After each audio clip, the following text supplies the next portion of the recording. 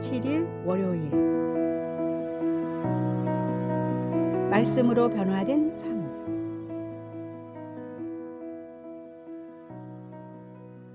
일본에서 기독교 핍박이 극심하게 일어났던 근대에 우연히 성경을 한 권 받아들게 된 소년이 있었습니다.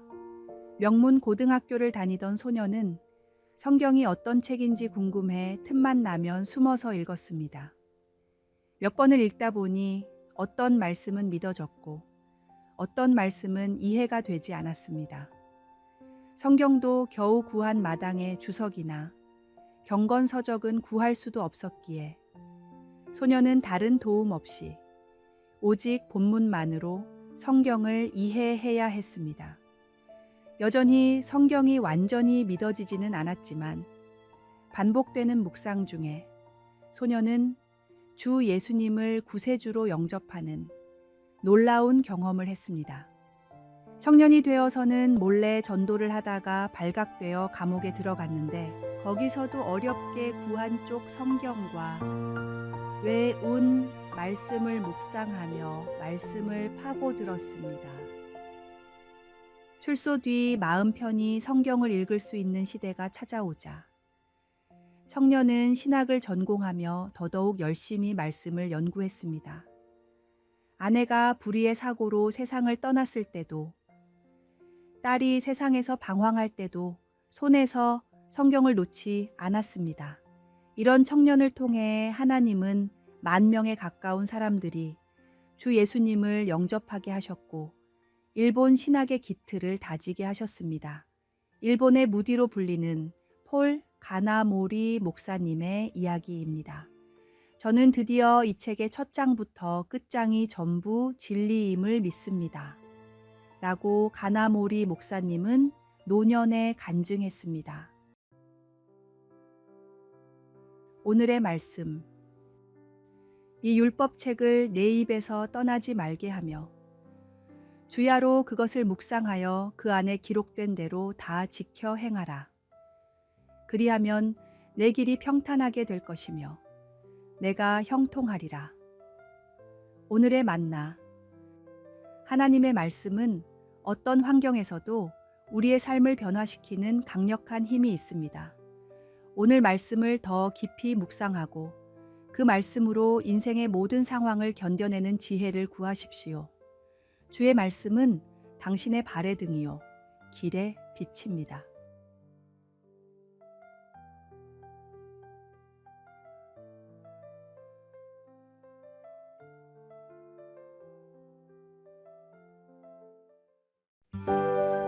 (4월 8일) 화요일. 부끄러움을 넘어선 능력. 마을에서 가장 유명한 철학자 장 선생은 서재에서 책을 정리하던 중 문득 들어온 남자를 보고 깜짝 놀랐습니다. 그의 옛 제자 민수였습니다. 아이고 10년 만이네. 너 지금 뭐하니? 대학 교수, 연구소. 민수는 웃으며 대답했습니다. 아니요 선생님. 저는 요즘 길거리에서 복음을 전하고 있어요. 뭐라고?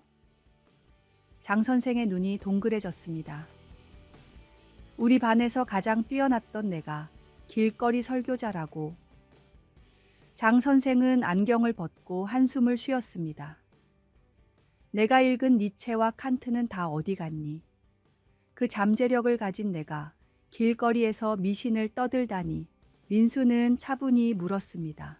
선생님은 50년 동안 가르치셨는데 선생님의 철학이 실제로 한 사람의 인생을 완전히 바꾼 적이 있나요? 장 선생은 말문이 막혔습니다. 저는 이 미신이라는 복음으로 알코올 중독자가 새 사람이 되는 것을 봤어요. 처음엔 부끄러웠지만 이제는 알았어요. 이게 진짜 능력이라는 걸요. 장 선생은 한참을 침묵하다가 의자에 기대 앉았습니다. 그렇게 대단한 것이라면 이 늙은 철학자에게도 한번 설명해 보겠나? 민수의 얼굴에 환한 미소가 번졌습니다. 오늘의 말씀. 내가 복음을 부끄러워하지 아니하노니 이 복음은 모든 믿는 자에게 구원을 주시는 하나님의 능력이 됨이라. 먼저는 유대인에게요. 그리고 헬라인에게로다. 오늘의 만나. 복음은 말로만 전하는 것이 아니라 삶으로 보여주는 것입니다. 오늘 하루 당신의 행동이 어떤 복음을 전하고 있는지 생각해 보십시오.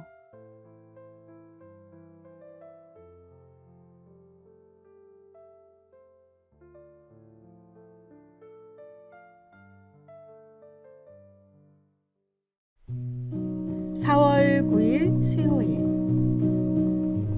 저항하는 신앙. 동물원에 오래 갇혀 있던 동물을 다시 야생으로 돌려보내기 위해서 가르쳐야 할 가장 중요하고 힘든 일은 바로 사냥입니다. 야생성을 잃은 동물은 이미 사냥하는 방법을 잊어 강력한 이빨과 발톱이 있음에도 굶어 죽기 때문입니다. 그래서 처음에는 살아있는 동물을 먹이로 주고 그 다음부터 조금씩 자연 환경에 노출시켜 잃었던 야생성을 회복시켜야 합니다. 그러면 반대로 야생동물을 우리에 가두기 위해서 가장 중요한 것은 무엇일까요? 바로 먹이를 받아 먹게 하는 일입니다. 수족관에 돌고래를 가두고 죽은 생선을 주면 처음에는 입도 대지 않습니다.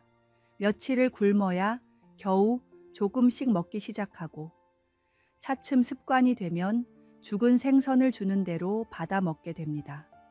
인간에게 길들여진 것입니다. 사람들은 16세기 종교개혁 이후 분리된 기독교인을 프로테스탄트라고 불렀습니다.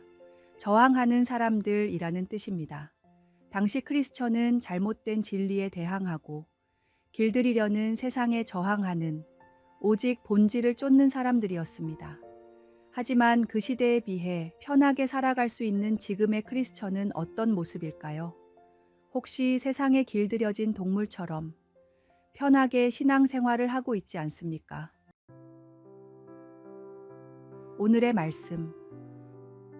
너희는 이 세대를 본받지 말고 오직 마음을 새롭게 함으로 변화를 받아 하나님의 선하시고 기뻐하시고 온전하신 뜻이 무엇인지 분별하도록 하라. 오늘의 만나. 당신의 신앙은 세상에 저항하고 있습니까? 아니면 이미 길들여져 있습니까? 오늘 자신의 믿음을 돌아보고 하나님의 말씀에 기초한 본질적인 신앙으로 돌아가는 용기를 내십시오. 참된 자유는 세상의 가치관에 저항할 때 얻을 수 있습니다.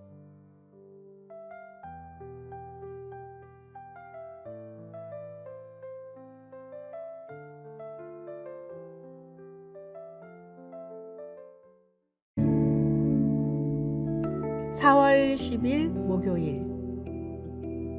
가짜와 진짜.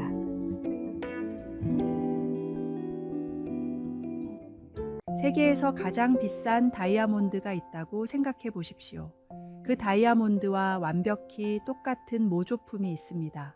사람의 눈으로는 구분할 수 없는 완벽한 인조 다이아몬드입니다.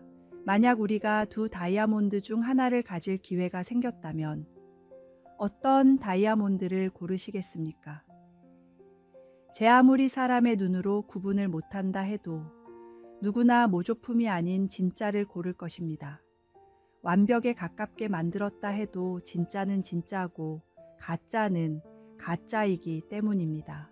이탈리아의 화가 조르조 데 키리코는 세계에서 위작이 가장 많은 작가입니다. 그런데 이 위작에는 한 가지 특이한 점이 있습니다.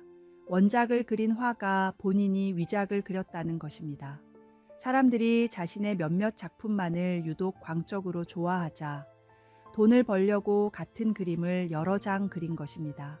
키리코는 작가 본인이 그린 것인데 뭐가 문제냐며 직접 그린 위작들을 베리팔시, 진정한 가짜라고 부르기도 했지만 진짜가 하나밖에 존재할 수 없다는 것은 누구나 알고 있는 보편적 진리이기에 키리코는 세상에서 위작이 가장 많은 화가로 불리고 있습니다.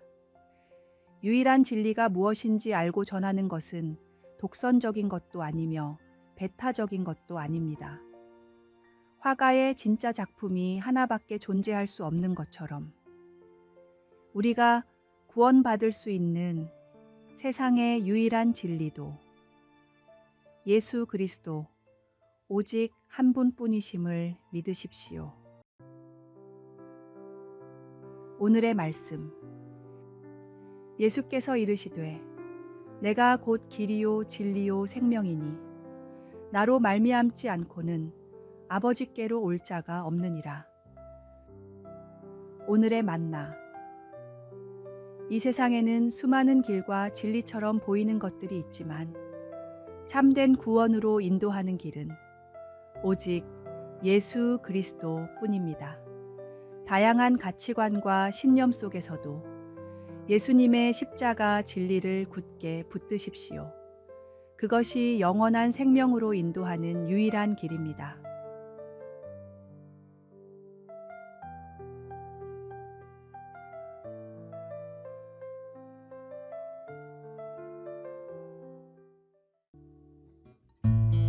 (4월 11일) 금요일. 살아있다는 증거. 한 마을에 늘 웃음이 넘치던 노인에게 오랜 친구가 찾아왔습니다. 무슨 일이 있나 친구여? 노인이 물었습니다. 친구는 깊은 한숨을 내쉬며 말했습니다. 요즘 너무 걱정이 많아 잠도 못 이루고 있네. 아들의 사업이 어렵고 며느리와의 관계도 복잡하고 건강도 예전 같지 않아. 문제가 하나 해결되면 다른 문제가 곧바로 생기는구먼. 어떻게 이 모든 근심에서 벗어날 수 있을까? 노인은 잠시 생각에 잠겼다가 친구의 어깨를 가볍게 두드렸습니다. 자네, 우리 마을 뒷산에 있는 무덤들을 본 적이 있나? 친구가 고개를 끄덕이자 노인이 말을 이었습니다. 거기 묻힌 사람들에게는 근심이 없다네. 그들은 더 이상 걱정할 필요가 없지. 하지만 우리가 근심하는 것은 우리가 아직 살아있기 때문이야. 근심은 삶의 증거이며 그것이 있다는 것은 우리에게 아직 기회가 있다는 뜻이기도 하지. 노인은 차를 한 잔 더 따르며 계속했습니다. 내가 근심을 이기는 비결을 알려주겠네. 나는 매일 아침 눈을 뜨면 내 모든 걱정을 창조주께 맡기고 감사하는 마음으로 하루를 시작한다네. 그분이 나의 짐을 함께 지시니 나는 가벼운 마음으로 나아갈 수 있지. 전능하신 창조주를 의지하는 사람들은 세상의 문제에 낭망하지 않습니다. 모든 문제를 이겨낼 힘을 주시는 분을 믿음으로 우리의 모든 삶의 문제를 그분께 맡김으로 근심과 걱정을 이겨내십시오. 오늘의 말씀.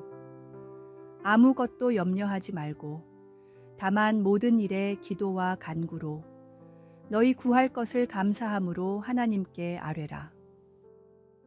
오늘의 만나. 근심은 우리 삶의 일부이지만 그것이 우리의 전부가 되어서는 안 됩니다. 믿음으로 걱정을 기도로 바꾸어 보십시오.